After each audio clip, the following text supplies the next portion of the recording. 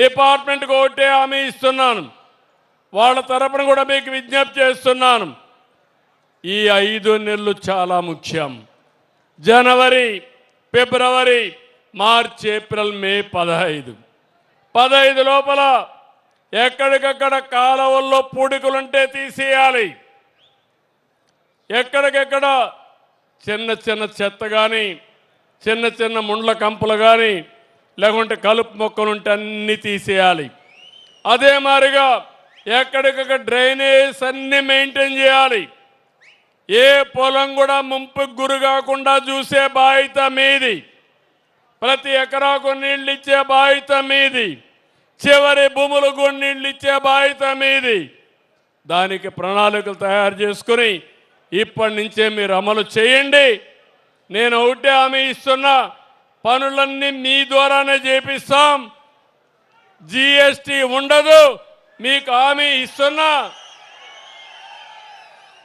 అదే సమయంలో మీరు చేయాల్సింది 10 రూపాయలు ఇస్తే 15 రూపాయలు పనులు చేసే పరిస్థితి రావాలి. కాంట్రాక్టర్కి 10 రూపాయలు ఇస్తే 7 రూపాయలు 8 రూపాయలకు పనిచేస్తారు. మీకు 10 రూపాయలు ఇస్తే 15 రూపాయలు పనిచేస్తారు.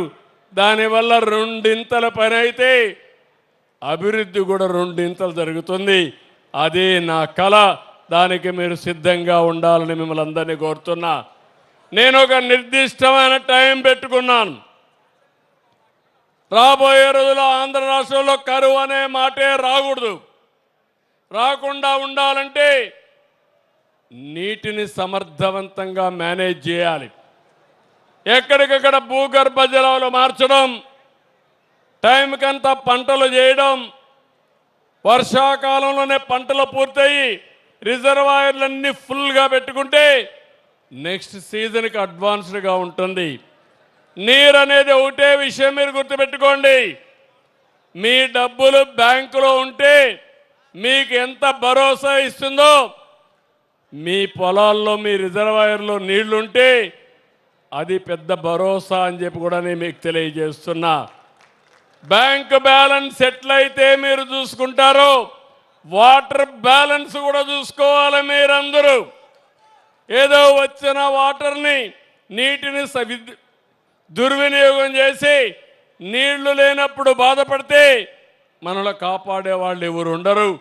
అందుకని నేను జూన్ 1వ తారీఖున వాటర్ ఇయర్ కింద వాటర్ ఆడిటింగ్ చేపిస్తాను. అన్ని ప్రాంతాలు చేస్తాను. మీ బ్యాలెన్స్ చెప్తాను, మీ సమర్థత చెప్తాను. తద్వారా భవిష్యత్తులో నీటి ద్వారా ప్రగతి సాధించి పేదరికాన్ని నిర్మూలించి రాష్ట్రాన్ని నెంబర్ 1 రాష్ట్రంగా తయారు చేయడానికి నేను చేసే ప్రణాళికలకి పూర్తిగా సమర్థిస్తామని అందరూ ముందుకు రావాల్సిందిగా మరొక్కసారి కోరుకుంటూ